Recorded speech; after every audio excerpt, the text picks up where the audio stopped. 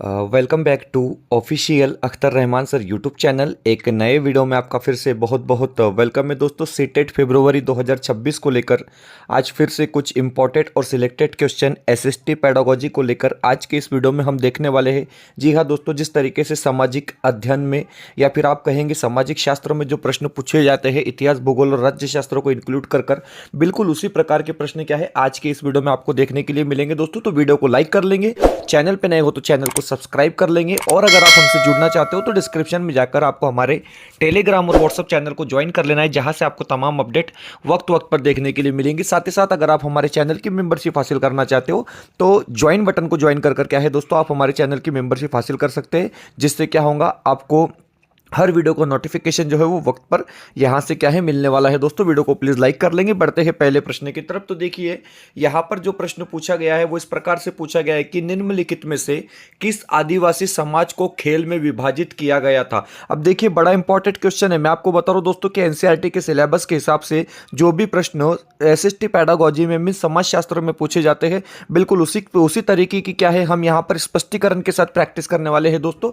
तो यहाँ पर आपको चार ऑप्शन दिए गए हैं, संथाल, भील, गौड़ या फिर अहोम। तो देखिए अगर आप बात करोगे आदिवासी, किस आदिवासी समाज को खेल में विभाजित किया गया था, तो अहोम क्या होगा हमारा यहाँ पर सही विकल्प होगा। जो ऑप्शन फोर्थ दिया गया है दोस्तों वो सही जवाब यहाँ पर क्या है रहेगा। अगर आप बात करोगे संथाल, भील और गोंड की, तो ये भारत के अन्य प्रमुख आदिवासी समुदाय है, लेकिन ऐतिहासिक संदर्भों में विशेष रूप से खेल नामक कुलों में विभाजन अहोम समाज की एक अनूठी विशेषता थी। गोंड समाज भी कुलों में विभाजित था, लेकिन उन्हें मुख्य रूप से गढ़ और चौरासी जैसे अन्य इकाइयों में संगठित किया गया था। इसलिए जो सही वाला विकल्प हो जाएगा वो हो जाएगा हमारा फोर्थ वाला अहोम विकल्प क्या होगा दोस्तों, सही रहेगा।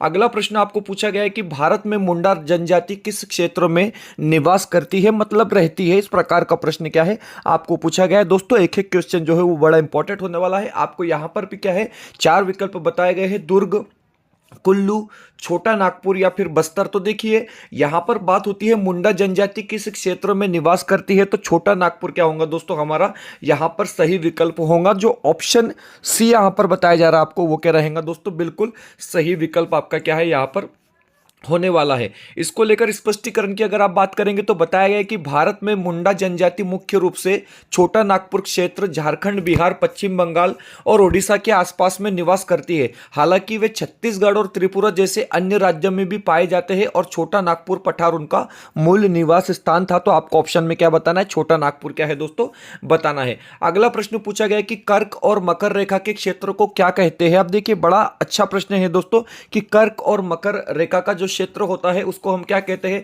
जिसको हम 23.5 डिग्री कहेंगे दोस्तों। 23.5 उत्तर और 23.5 आपका क्या है दक्षिण में हो जाता है दोस्तों। तो इसको हम क्या कहेंगे, तो इसको हम उष्ण कटिबंध कहेंगे। जो सी वाला विकल्प रहेगा आपका वो क्या रहेगा, बिल्कुल सही रहेगा। क्योंकि अगर आप देखेंगे दोस्तों कि कर्क रेखा और मकर रेखा के बीच के क्षेत्रों को हम उष्ण कटिबंध कहते हैं, क्योंकि यह पृथ्वी का सबसे गर्म क्षेत्र है जहां सूर्य की किरणें सीधी पड़ती है और यह वर्ष भर उच्च तापमान का अनुभव करता है, जिससे यह गर्म जलवायु वाला क्षेत्र बन जाता है। तो हमारा सी वाला विकल्प क्या रहेगा, बिल्कुल सही यहां पर क्या है दोस्तों रहेगा। अगला प्रश्न पूछा गया कि लक्षद्वीप द्वीप समूह स्थित है। अब देखिए लक्षद्वीप जो द्वीप समूह है दोस्तों वो कहां पर स्थित है, इस प्रकार का प्रश्न आपको पूछा गया है। अरब सागर में स्थित है, बंगाल की खाड़ी में स्थित है, दक्षिण चीन सागर में स्थित है या फिर हिंद महासागर में स्थित है। इस प्रकार का प्रश्न आपको यहां पर क्या है पूछा गया है दोस्तों, और आपको चार विकल्प दिए गए हैं। और देखेंगे आपकी लक्षद्वीप जो द्वीप समूह है दोस्तों वो अरब सागर में स्थित है, मतलब हमारा फर्स्ट वाला विकल्प क्या हो जाएगा यहां पर सही हो जाएगा दोस्तों। ऑप्शन एक जो रहेगा वो बिल्कुल सही यहां पर रहेगा, क्योंकि यहां अगर आप देखोगे दोस्तों कि लक्षद्वीप समूह भारत का एक केंद्र शासित प्रदेश है। लक्षद्वीप द्वीप समूह की राजधानी कवरत्ती है। ये द्वीप अरब सागर में क्या है स्थित होने वाला है। चलिए अगला प्रश्न पूछा गया है कि दंती दुर्ग जिसने हरिण्यगर्भ नामक एक अनुष्ठान किया था वह था। तो देखिए सिंपल सा क्वेश्चन है कि दंती दुर्ग कौन था, तो दंती दुर्ग जो है दोस्तों वो राष्ट्रकूट प्रमुख था और उसने क्या किया था, तो हिरण्यगर्भ नामक एक अनुष्ठान किया था। यह बात भी क्या है आपको यहां पर साथ ही साथ याद रखनी है। अगले प्रश्न की तरफ बढ़ जाते हैं। प्रश्न नंबर 6 यहां पर पूछा गया है कि भारतीय संसद की भूमिका और कार्य की समझ विकसित करने के लिए निम्नलिखित में से कौन सी गतिविधि सबसे उपयुक्त है दोस्तों? तो देखिए, इसको एसिस्टिव पेडागोजी कहते हैं, क्योंकि जो नए टीचर से, जो पुराने टीचर से, जो कार्यरत शिक्षक है, उन लोगों को परीक्षा अनिवार्य करने के बाद थोड़ा सा कंफ्यूजन हो जाता है, क्योंकि प्रैक्टिस नहीं होती है, पिछला अनुभव नहीं होता। तो एसिस्टिव पेडागोजी, इसके पहले के जो 5 क्वेश्चन देखे दोस्तों आपने, वो सब्जेक्ट से रिलेटेड थे, मतलब आपको वो इतिहास, भूगोल और राज्य शास्त्र के बेस पर पूछे गए थे, ऐसा आपने समझना। लेकिन ये जो क्वेश्चन है ये पेडागोजी के तौर पर है, मतलब इसका कोई निश्चित सिलेबस नहीं होता। ये आपके एक नॉलेज बेस्ड क्वेश्चन क्या है, आपको यहाँ पर पूछे जाते हैं। प्रश्न पूछा गया कि भारतीय सांसद की भूमिका और कार्यों को समझ विकसित करने के लिए निम्नलिखित में से किस गतिविधि सबसे ज्यादा, कौन सी गतिविधि जो है वो सबसे ज्यादा उपयुक्त होने वाली है? तो देखिए, यहाँ पर एक युवा सांसद आयोजित करना, ये वाला जो एक्टिविटी रहेंगी दोस्तों, ये सबसे उपयुक्त होंगी। मतलब आप कहोगे कि सी वाला विकल्प क्या हो जाएगा आपका, यहां पर सही हो जाएगा दोस्तों। ऑप्शन सी जो रहेगा वो बिल्कुल परफेक्ट यहां पर क्या है, रहने वाला है। अगला प्रश्न पूछा गया कि गतिविधि आधारित प्रश्नों सामाजिक विज्ञान का पाठ बनाते हैं। अब देखिए, एक्टिविटी बेस अगर आप प्रश्न पूछेंगे, गतिविधि पर आधारित आप प्रश्न पूछेंगे, तो डेफिनेटली जो सामाजिक विज्ञान का या सोशल साइंस का जो पाठ है दोस्तों, वो हर्षित होगा, आनंदमय होगा। मतलब सी वाला विकल्प क्या रहेगा आपका, सही रहेगा, क्योंकि बच्चे जो है फिर वहां पर बोर नहीं होंगे। तो सी वाला विकल्प आपका क्या हो जाएगा, यहां पर सही हो जाएगा। आगे बढ़ते हैं अगले प्रश्न की तरफ। प्रश्न नंबर 8 पूछा गया है कि देखेंगे फिर से एक बार क्या है, एसएसटी पेडागोजी को लेकर प्रश्न यहां पर पूछा गया है दोस्तों कि सामाजिक समस्याओं की समझ विकसित करने के लिए निम्नलिखित में से कौन सी विधि सबसे उपयुक्त है? अब देखिए, बच्चे में आपको क्या करना है, सामाजिक समस्याओं की समझ को विकसित करना है।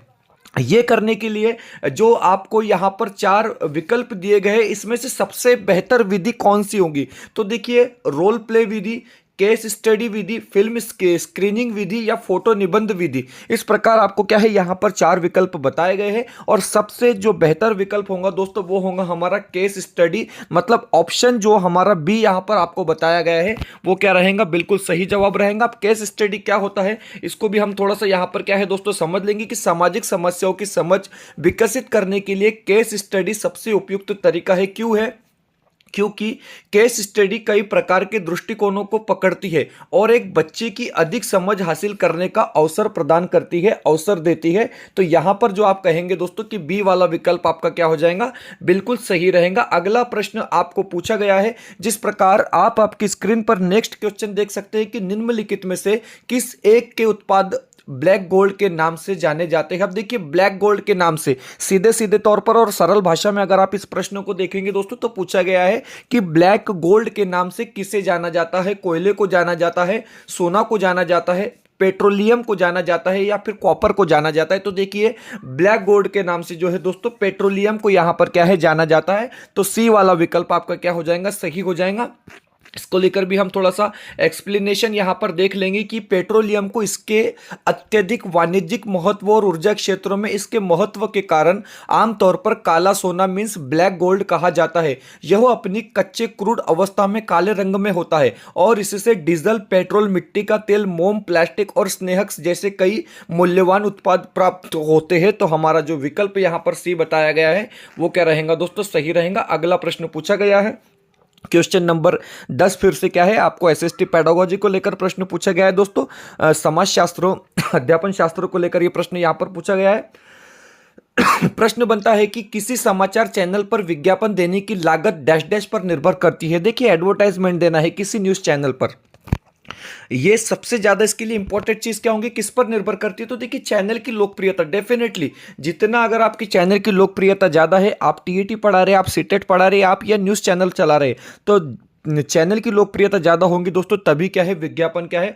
आप लोगों को यहां पर दिए जाएंगे। तो फर्स्ट वाला विकल्प क्या रहेगा हमारा, बिल्कुल सही जवाब यहां पर रहेगा दोस्तों। वीडियो में आगे बढ़ने से पहले चैनल पे नए हो तो चैनल को सब्सक्राइब कीजिए, साथ ही साथ बेल नोटिफिकेशन को ऑन कीजिए ताकि आपको आने वाले वीडियोस के नोटिफिकेशन जो है वो आसानी से मिल पाए। और दोस्तों, अगर आप हमसे जुड़ना चाहते हो तो डिस्क्रिप्शन में जाकर आपको हमारे टेलीग्राम और व्हाट्सअप चैनल को ज्वाइन कर लेना है, जहां से आपको तमाम अपडेट वक्त वक्त पर देखने के लिए मिलेंगी। साथ ही साथ अगर आप हमारे चैनल की मेंबरशिप हासिल करना चाहते हो तो सिंपली ज्वाइन बटन को ज्वाइन कर क्या है दोस्तों, आप हमारे चैनल की मेंबरशिप हासिल कर सकते हैं। वीडियो को प्लीज लाइक कर लेंगे दोस्तों, चैनल पर नए हो तो चैनल को सब्सक्राइब कर लेंगे। बढ़ते हैं अगले प्रश्न की तरफ। प्रश्न नंबर 11। उसके पहले अगर आप यहाँ पर देखेंगे दोस्तों कि आप लोगों के लिए सीटेट 2026 को लेकर एक बेस्ट ऑफर यहाँ पर शुरू है दोस्तों। पेपर 1 की बात अगर आप करोगे, पेपर 2 की बात आप करोगे दोस्तों, यहाँ पर मराठी भाषा पेडागोजी, हिंदी भाषा पेडागोजी, बाल मानस शास्त्र पेडागोजी और साथ ही साथ आपको एसएसटी पेडागोजी के जो नोट्स है दोस्तों वो ओनली 499 में यहाँ पर आपको दिए जा रहे हैं। और अगर आपका पेपर 1 है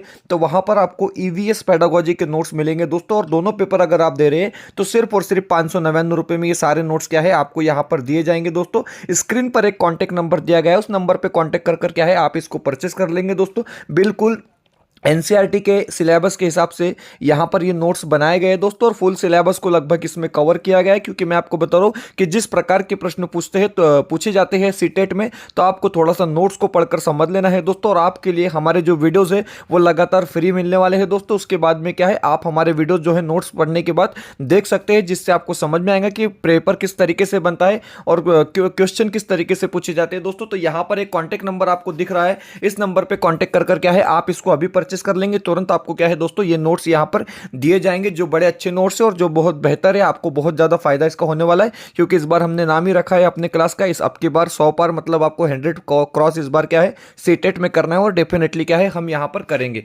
चलिए अगला प्रश्न पूछा गया कि राज्यसभा के लिए सदस्यों को कौन मनोनीत करता है। बड़ा आसान क्वेश्चन है, सभी को इसका आंसर पता होना चाहिए कि राज्यसभा के लिए सदस्यों को जो मनोनीत करता है उनका नाम होता है राष्ट्रपति। तो फर्स्ट वाला विकल्प क्या रहेगा दोस्तों आपका यहां पर सही रहेगा, क्योंकि अगर आप बात करेंगे राष्ट्रपति की तो देखिए राष्ट्रपति सदस्यों को राज्यसभा के लिए मनोनीत करता है। 12 सदस्यों को राष्ट्रपति द्वारा मनोनीत किया जाता है। ये बात भी आप क्या है अपने पास ये नॉलेज भी रखेंगे। चलिए आगे बढ़ते हैं प्रश्न नंबर 12 की तरफ। 12वां प्रश्न पूछा गया कि प्रधानमंत्री का चुनाव कौन कराता है। देखिए बड़ा अच्छा क्वेश्चन है दोस्तों, आसान भी है लेकिन नॉलेजेबल क्वेश्चन है कि प्रधानमंत्री का चुनाव कौन कराता है। तो देखिए मंत्री परिषद यहां पर ऑप्शन दिया गया है, मुख्यमंत्री यहां पर ऑप्शन दिया गया है, सांसद बताया गया है या फिर सांसद और विधायक। तो देखिए प्रधानमंत्री का जो चुनाव कराते हैं दोस्तों उनको हम क्या कहते हैं तो सांसद कहते हैं। तो सी वाला विकल्प क्या रहेगा आपका यहां पर बिल्कुल सही जवाब हो जाएगा। अगले प्रश्न की तरफ बढ़ते हैं। प्रश्न नंबर यहां पर आपको पूछा गया है दोस्तों 13 की हिमनद की निक्षेपण विशेषता कहलाती है। अब देखिए हिमनद की निक्षेपण विशेषता क्या कहलाती है, इस प्रकार का प्रश्न पूछा गया है। तटबंध आपको ऑप्शन दिया गया है, समुद्र गुफा आपको ऑप्शन दिया गया है, मोरेने आपको ऑप्शन दिया गया है, यार लोस। तो देखिए हिमनद की जो निक्षेपण विशेषता है दोस्तों वो मोरेन कहलाती है। मतलब सी वाला विकल्प आपका क्या रहेगा बिल्कुल सही जवाब यहां पर रहेगा। अगले प्रश्न की तरफ बढ़ जाते हैं। प्रश्न नंबर आपको यहां पर 14 पूछा गया है कि प्रतिशत के हिसाब से पृथ्वी के वायुमंडल का प्रमुख घटक है। तो देखिए प्रतिशत के हिसाब से जो 78 वायुमंडल में आपको पाया जाता है गैस, तो वो होता है नाइट्रोजन। तो बिल्कुल नाइट्रोजन क्या है हमारा यहाँ पर सही जवाब होगा दोस्तों। इसका स्पष्टीकरण देख लेते हैं कि पृथ्वी के वायुमंडल का प्रमुख घटक जो है वो नाइट्रोजन है। लगभग 78% जो है, इसके बाद ऑक्सीजन लगभग 21 के साथ दूसरे सबसे प्रचुर घटक है। तो इस प्रकार भी क्या है आप यहाँ पर मालूमात देख सकते हैं, इंफॉर्मेशन हासिल कर सकते हैं। नेक्स्ट क्वेश्चन पूछा गया है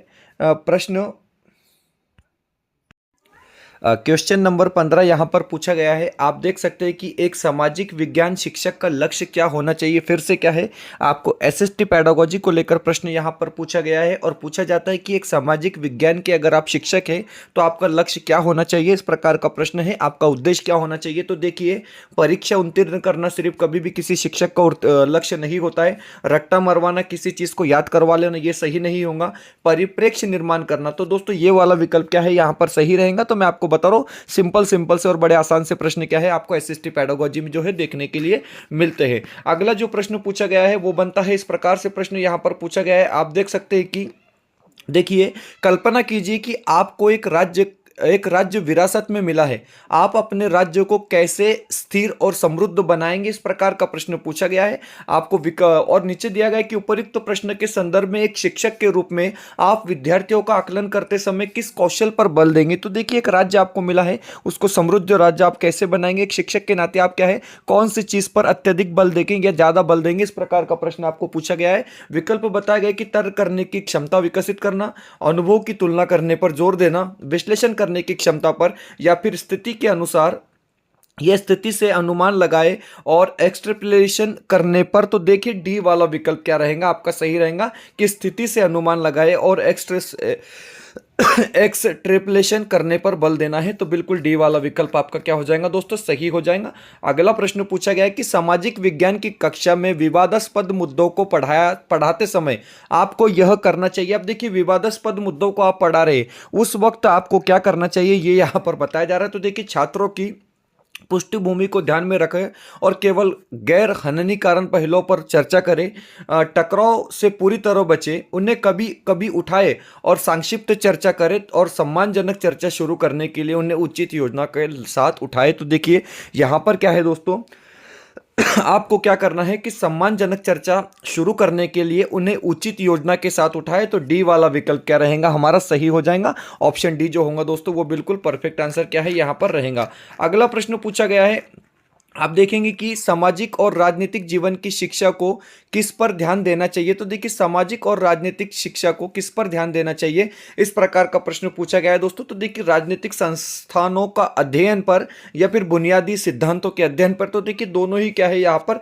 सही रहेंगे। तो ऑप्शन ए और बी जहां पर दिया गया है दोस्तों, मतलब डी वाला विकल्प हमारा क्या हो जाएगा, बिल्कुल सही हो जाएगा। अगला प्रश्न पूछा गया है कि निम्नलिखित में से कौन सा कथन सामाजिक विज्ञान के अध्ययन के बारे में सत्य है। तो देखिए, सामाजिक विज्ञान को लेकर कौन सा कथन सत्य दिया गया है, इस प्रकार का प्रश्न है। तो देखिए, मुद्दों को व्यवस्थित विश्लेषण में मदद करता है, छात्रों का विकास होगा और स्वयं खोज लेंगे, समझने के बजाय विषय विवरण पर ध्यान देना चाहिए, या फिर जानकारी प्रदान करने के साथ साथ संवेदनशीलता और जिज्ञासा का निर्माण करना चाहिए। तो यहां पर आपका जो डी वाला विकल्प है वो ज्यादा हमें अच्छा लग रहा है दोस्तों, कि सामाजिक विज्ञान के अध्ययन के बारे में क्या सत्य है। तो जानकारी प्रदान करने के साथ साथ संवेदनशीलता और जिज्ञासा का निर्माण करना जरूरी होता है। बढ़ते हैं अगले प्रश्न की तरफ।